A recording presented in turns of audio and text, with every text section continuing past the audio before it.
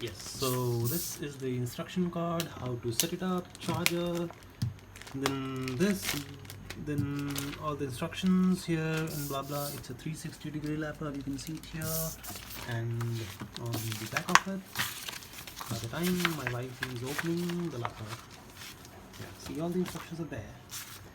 And now here comes the HP 360-degree laptop, and we are going to switch it on now, and we'll have to find the button. Should be somewhere here or there. Ta-da! So we have found the button here, which my wife is going to click, otherwise I won't get the dinner.